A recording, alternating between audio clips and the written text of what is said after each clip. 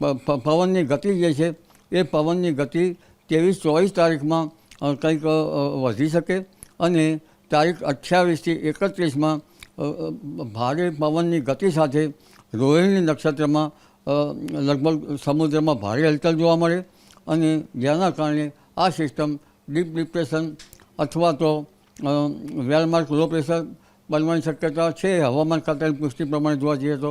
અને ક્યારેક 28થી 31માં રાજ્યના હવામાનમાં પણ પડતો આવવાની શક્યતા છે, વાદળવાયુ આવવાની શક્યતા રહે છે, ભારે પવનની ગતિ રહે છે.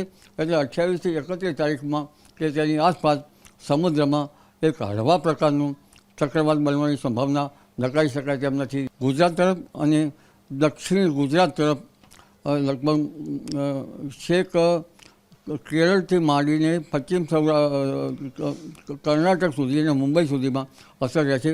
પણ જ્યારે વૃશ્ચિક રાશિમાં ચંદ્ર આવશે ત્યારે તેની અસર મુંબઈના ભાગો પર થવાની શક્યતા રહે છે. અને હમણાં 28થી 31 તારીખમાં ગુજરાતના ભિન્ન ભિન્ન ભાગોમાં ગ્રહો જળદાયક નક્ષત્ર નાળીમાં હોવાથી એકાએક પલટો આવશે અને રાજ્યના ભાગમાં વરસાદ થવાની શક્યતા રહેશે.